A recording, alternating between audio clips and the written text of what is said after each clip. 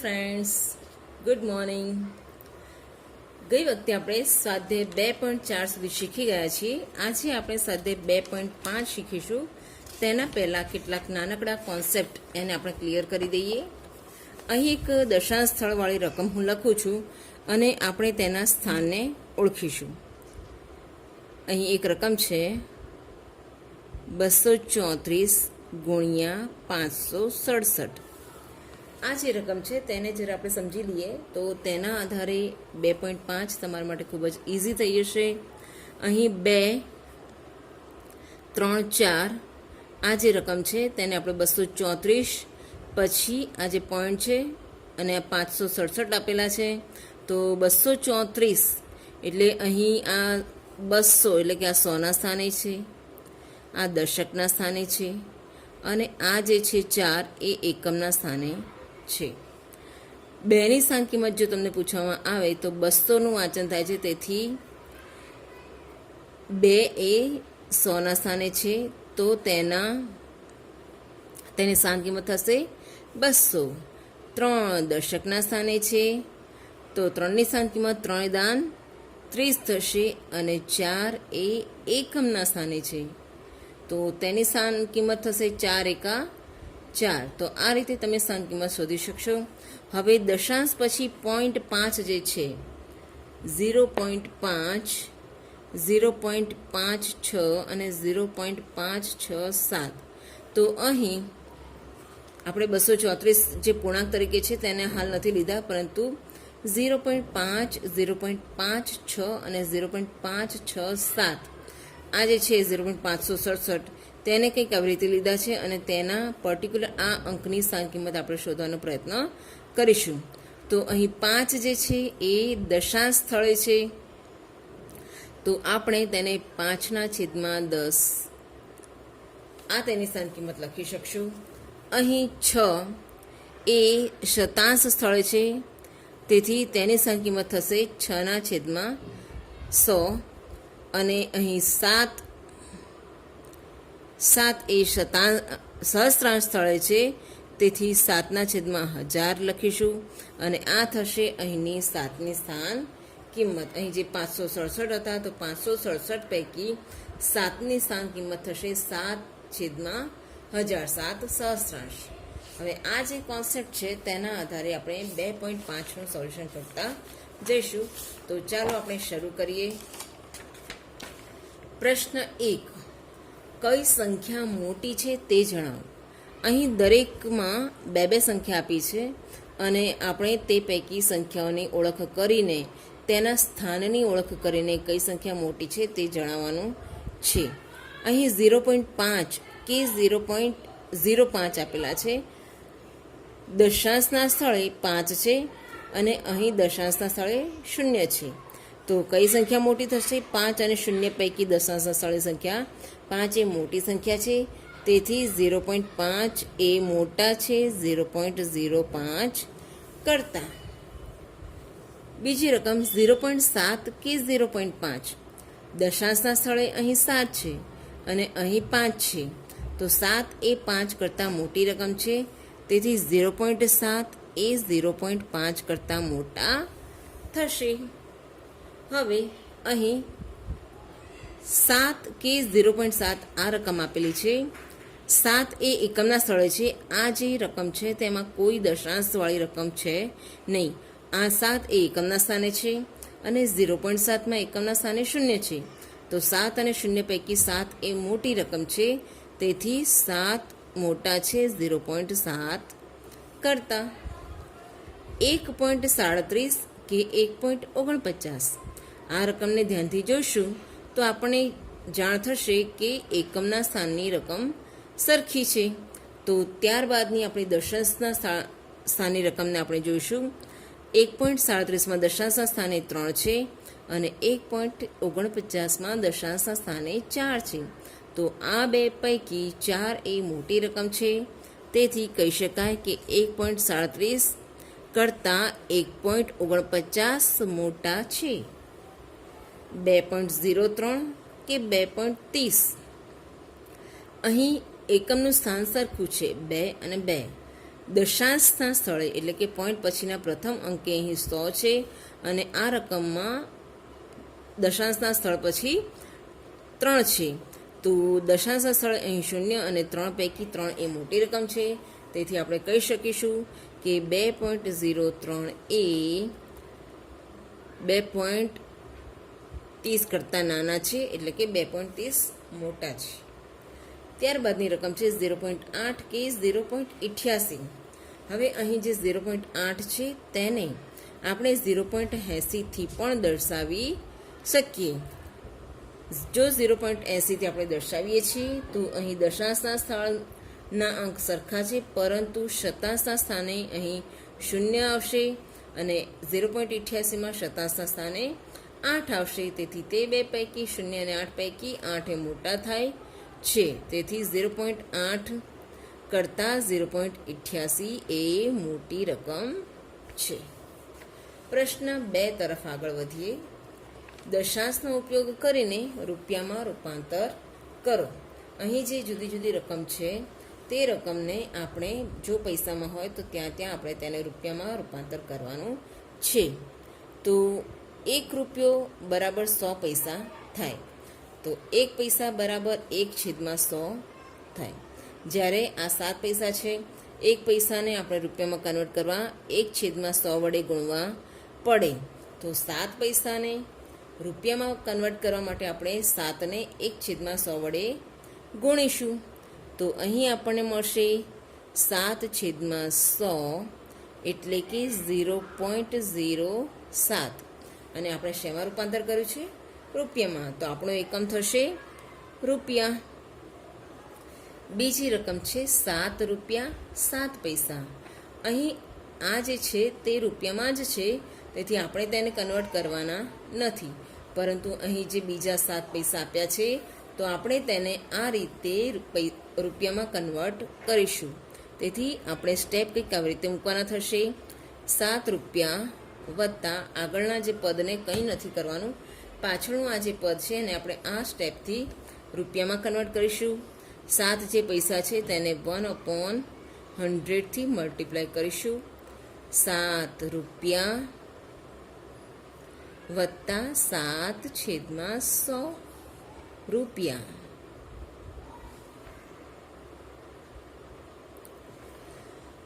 ₹7 વત્તા 0.07 રૂપિયા. 7 વત્તા 0.07 એટલે 7.07 રૂપીસ અથવા રૂપિયા. 7.07 રૂપિયા. ત્રીજી રકમ છે 77 રૂપિયા 77 પૈસા. તો આને પણ તમારે અહીં 77 રૂપિયાને આગળ એમ જ મૂકવાના છે અને જે 77 પૈસા છે તેને તમારે 1/100 વડે 1/100 વડે ગુણીને તમે તેને રૂપિયામાં રૂપાંતર કરી શકશો. ત્યારબાદ બંને જે રૂપિયામાં રકમ મળે છે તેનો સરવાળો કરશો એટલે તમારો જવાબ તમને મળી જશે. 50 પૈસાને આપણે રૂપિયામાં રૂપાંતર કરીશું તો 50 ગુણ્યા 1/100 કરીશું એટલે આપણને મળશે 50/100. 50 એકા 50/100 એટલે 0.50 રૂપિયા. 0.50 રૂપિયા. પ્રશ્ન 2નો પાંચમો અહીં આપેલો છે 235 પૈસા. 235 પૈસા અહીં પણ પૈસામાં રકમ આપેલી છે. તો આપણે 235 પૈસા છે તેને રૂપિયામાં રૂપાંતર કરવા માટે 1/100 વડે ગુણીશું. 235 એકા 235/100. આમ કરતાં આપણને જવાબ મળશે 2.35 અને એકમ લખવાનો થશે રૂપિયા. ત્યારબાદનો પ્રશ્ન છે પ્રશ્ન 3. 5 સેમીને મીટર અને કિલોમીટરમાં ફેરવો. સેમીને મીટર અને કિલોમીટરમાં ફેરવાના છે. હવે મીટરમાં રૂપાંતર કરવા માટે આપણે 1 મીટર બરાબર 100 સેમી તે જાણીએ છીએ. 100 સેમી એ 1 મીટર. તો અહીં મીટરમાં ફેરવવા આપણે શું કરવું પડશે? 5 સેમી જે છે 100 સેમી 1 મીટર થાય છે, તેથી 1/100 વડે ગુણવા પડે. 5 એકા 5 છેદમાં 100 એટલે કે 0.05 મીટર. ત્યારબાદ કિલોમીટરમાં આપણે ફેરવીશું. 1 કિમી બરાબર 1000 મીટર. અહીં આપણે સેમીને ફેરવવાના છે એટલે બીજા 2 શૂન્ય લાગુ પડશે. 1 કિમી બરાબર 1000 મીટર અને 1000 મીટર બરાબર 100,000 અથવા તો 1 લાખ સેમી. 1 લાખ સેમીએ 1 કિમી થાય છે તો 5 સેમી કેટલા થશે આપણે જોઈએ. 5 સેમી ગુણ્યા 1/1 લાખે આપણે ભાગાકાર કરવો પડશે. તો 5 એકા 5 છેદમાં 1 લાખ 0.000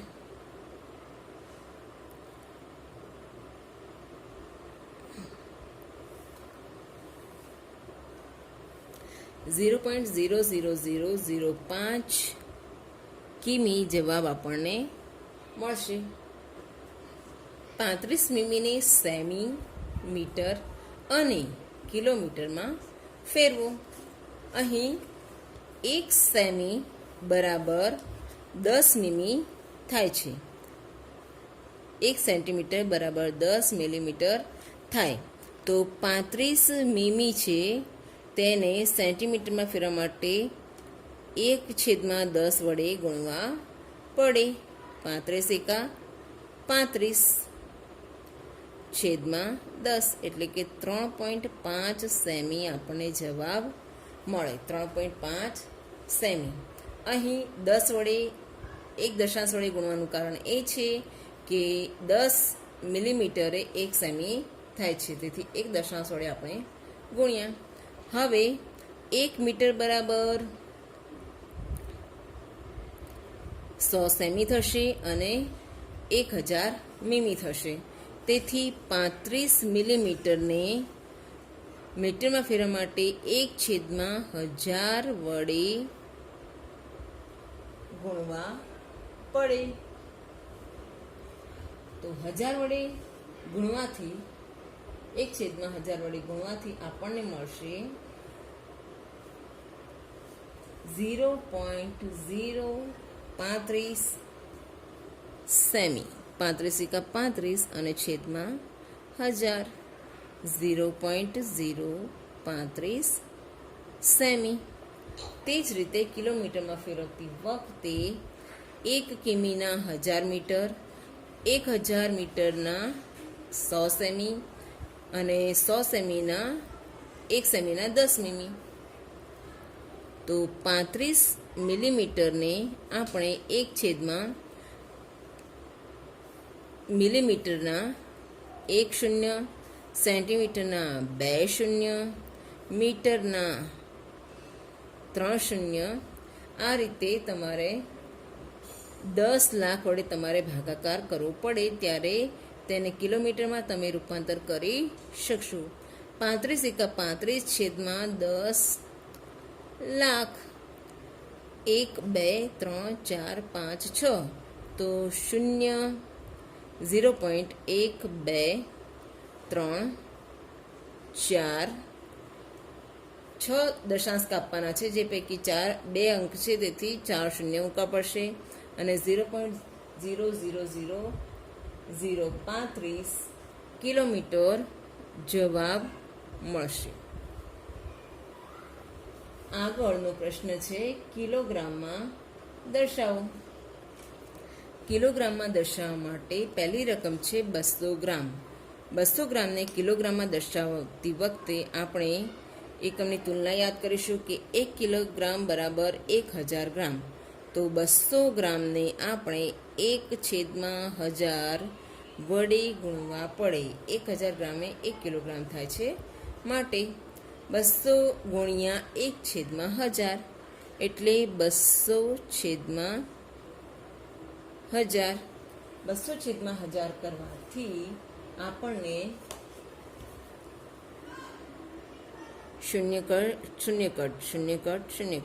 2/10 મળે છે, એટલે કે 0.2 કિગ્રા જવાબ મળશે. ત્યારબાદની રકમ છે 3470 ગ્રામ. અહીં પણ ગ્રામમાંથી કિલોગ્રામમાં દર્શાવવાના છે, તેથી તમારે સેમ આવી રીતે 1/1000 વડે ગુણવા પડશે અને તમને દશાંશ સ્થળ પ્રોપર સ્થાને મૂકતા તમે તેને કિલોગ્રામમાં રૂપાંતર કરી શકશો. આપણે આ રકમને જોઈએ. અહીં 4 કિગ્રા 1 કિલોગ્રામમાં જ છે, તેથી આપણે તેને રૂપાંતર કરવાના નથી, તો તેને આપણે એમ જ લખીશું. અને વત્તા 8 ગ્રામ છે, તેને કિલોગ્રામમાં રૂપાંતર કરવા માટે આપણે 1000 વડે ભાગીશું. 4 કિગ્રા વત્તા 8/1000. આમ કરતા 4 કિગ્રા વત્તા 0.008 કિગ્રા મળશે. જે બેનો સરવાળો કરતા આ એકમના સ્થાને 4 છે, અહીંયા 0 છે, 4 વત્તા 0 4 થશે અને દશાંશ શતાંશના સ્થાન સરખા છે, અહીં સહસ્રાંત સ્થાને 8 આવશે. 4.008 કિગ્રા જવાબ મળશે. આ રીતે હવે આપણે પ્રશ્ન 5 તરફ આગળ વધીશું. નીચે આપેલ દશાંશ સંખ્યાઓને વિસ્તૃત સ્વરૂપમાં લખો. વિસ્તૃત સ્વરૂપમાં લખવા માટે શરૂઆત આપણે કરીએ. 20.03 આ આપણી જે રકમ છે તેમાં 2 એ દશાંશ સ્થળે છે, તો આપણે તેને 10 વડે ગુણીશું. વત્તા 0 એ એકમના સ્થાને છે, તો 0 ને આપણે 1 સાથે ગુણીશું. વત્તા આ જે 0 છે તે દશાંશના સ્થાને છે, તેથી આપણે તેને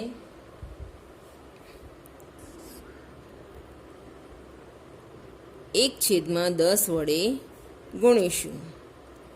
વત્તા 3 એ શતાંશના સ્થાને છે, તો આપણે તેને 1/100 અથવા તો 1 શતાંશ વડે ગુણીશું. તો આ રીતે તમે આ રકમને વિસ્તૃત સ્વરૂપમાં લખી શકશો. બીજી એક રકમ તમને કરાવી દઈએ છીએ. આ બીજી અને ચોથી રકમ તમારે જાતે કરવાની. આ રકમને આપણે વિસ્તૃત સ્વરૂપમાં ફેરવીશું. એકમ, દશક અને 100ના સ્થાને 2 છે, તેથી 100ના સ્થાને 2 છે, તેને 100 વડે ગુણીશું. વત્તા દશકના સ્થાને 0 છે, તો તેને 10 વડે ગુણીશું. વત્તા આ 0 છે તે એકમના સ્થાને છે, તેથી આપણે તેને 1 વડે ગુણીશું. આ 0 એ દશાંશના સ્થળે છે, તેથી આપણે તેને દશાંશ એટલે કે 1/10 વડે ગુણીશું. અને વત્તા 3 જે છે તે શતાંશના સ્થાને છે, તો આપણે તેને 1/100 અથવા તો શતાંશ વડે ગુણીશું. તો આ રીતે થશે તેનું વિસ્તૃત સ્વરૂપ. તમારે આ બાકીની 2 રકમ સ્વપ્રયત્ન કરવાની છે. પ્રશ્ન 6 તરફ આગળ વધીએ. નીચે આપેલ દશાંશ સંખ્યાઓમાં 2ની સ્થાન કિંમત શોધો.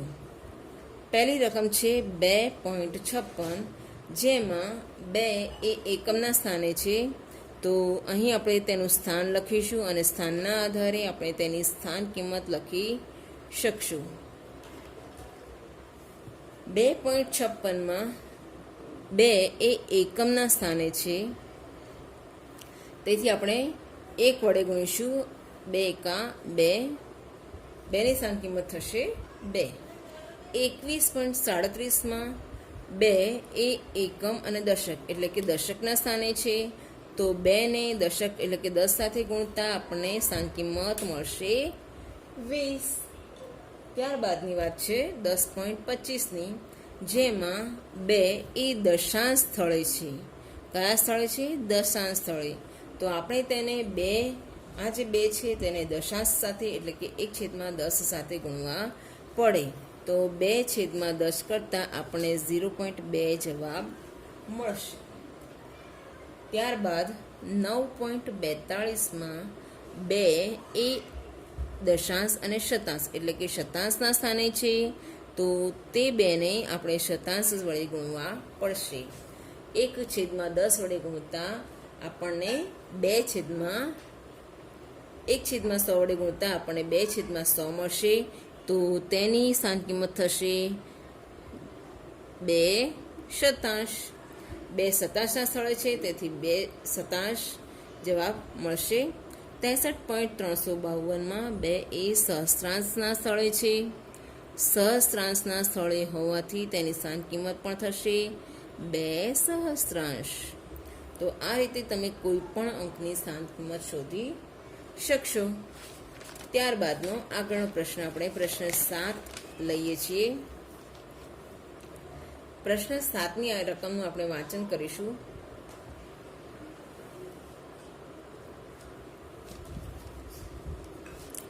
દિનેશ સ્થળ A પરથી સ્થળ B તરફ જાય છે. ત્યાંથી તે સ્થળ C તરફ જાય છે.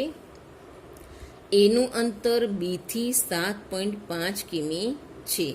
એનું અંતર B થી 7.5 એટલે આપણે અહીં 7.5 કિમી લખીશું. B થી C નું અંતર 12.7 કિમી છે, એટલે કે આ જે અંતર છે 12.7 કિમી. આયુબ સ્થળ A પરથી સ્થળ D તરફ જાય છે. A થી D તરફ આયુબ જાય છે અને ત્યાંથી તે સ્થળ C તરફ જાય છે, એટલે કે આયુબ અહીંથી શરૂ કરીને અહીંયા અને અહીંથી શરૂ કરીને C તરફ જાય છે. ડીનું A થી અંતર 9.3 કિમી છે, એટલે કે આ જે અંતર છે તે છે 9.3 કિમી. Cનું D થી અંતર છે 11.8 કિમી, એટલે કે Cનું D થી અંતર 11.8 કિમી છે. તો કોણ વધુ મુસાફરી કરશે? આ જે રૂટ છે A થી B અને B થી C એ દિનેશનો રૂટ છે અને આયુબ A થી D અને D થી C તરફ જાય છે. તેથી આપણે બંને વ્યક્તિની મુસાફરી અલગ અલગ રીતે શોધી કાઢીશું. દિનેશની મુસાફરી બરાબર AB વત્તા BC.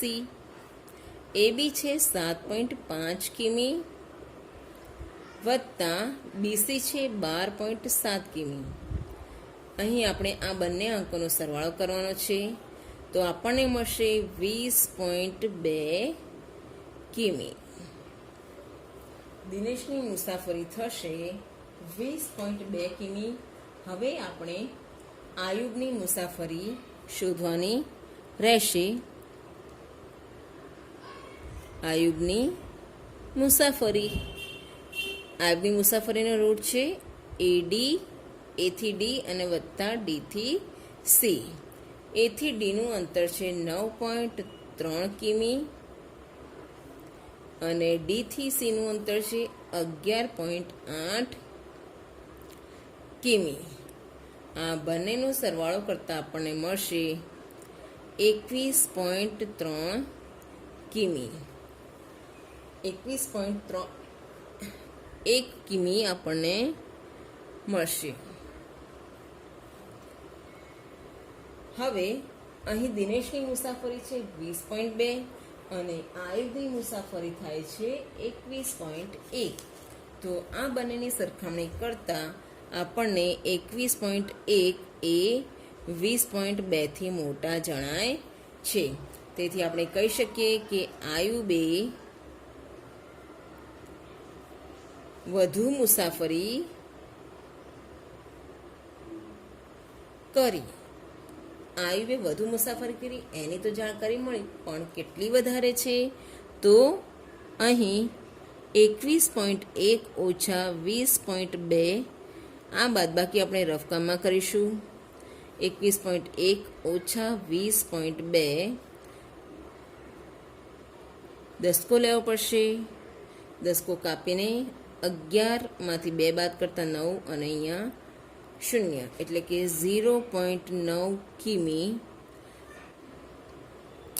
અહીં 0.9 કિમી આપણને જવાબ મળે છે. તેને મીટરમાં ફેરવીશું તો મીટરમાં ફેરવવા માટે કિમી 1000 1 કિમી થાય છે, તેથી આપણે તેને 1000 વડે ગુણવા પડશે અને આમ કરતાં 9/10 ગુણ્યા 1000 0 ગયા 0 ગયા અને 900 મીટર જવાબ આપણને મળશે, જેને 0.9 કિમી અથવા 900 મીટર આપણે કહી શકીએ.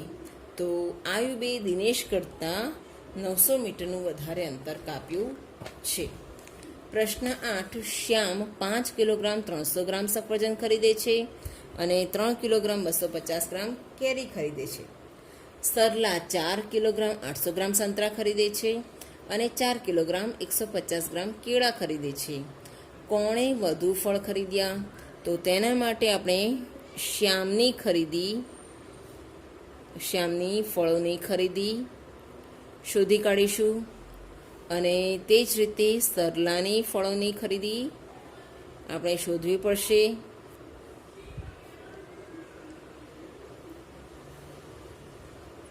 શ્યામે 5 કિલોગ્રામ અને 300 ગ્રામ એટલે કે 5.300 કિગ્રા સફરજન ખરીદ્યા છે. 3 કિલોગ્રામ 250 ગ્રામ એટલે કે 3.250 કિગ્રા કેરી ખરીદી છે. તો આટલી છે શ્યામની ફળોની ખરીદી. આ બેનો સરવાળો કરતાં આપણને મળશે 8.550 કિગ્રા. શ્યામની ફળોની ખરીદી થશે 8.550 કિગ્રા.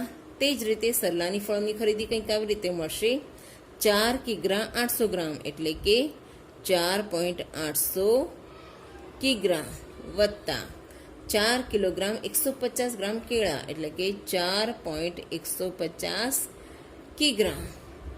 આ બંનેનો આપણે સરવાળો કરીશું તો આપણને મળશે 8.950 કિગ્રા. હવે અહીં શ્યામની ફળોની ખરીદી છે 8.550 કિગ્રા અને સરલાની ખરીદી છે 8.950 કિગ્રા.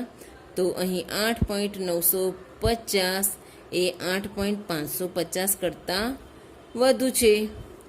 માટે આપણે કહી શકીએ કે સરલાએ વધુ ફળ ખરીદ્યા.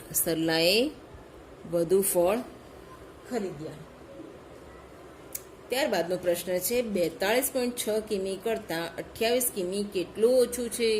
તો અહીં આપણે 42.6 કિમીમાંથી 28 કિમી આપણે બાદ કરવાના છે. 28 કિમીમાં મીટરના માપ આપ્યા નથી તો આપણે મીટરના સ્થાને 0 લખીશું અને કેટલું ઓછું છે તે જાણવા માટે આપણે તફાવત શોધવો પડશે. 6 ઓછા 0 એટલે કે 6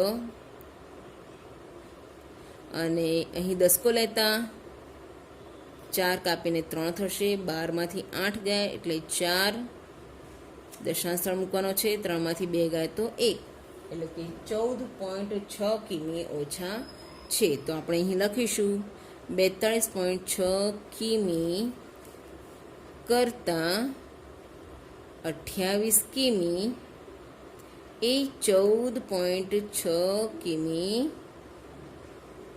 ઓછા છે. તો આ સાથે આપણો 2.5 અહીં પૂર્ણ થાય છે. નેક્સ્ટ ટાઈમ આપણે આગળના દાખલા શીખીશું.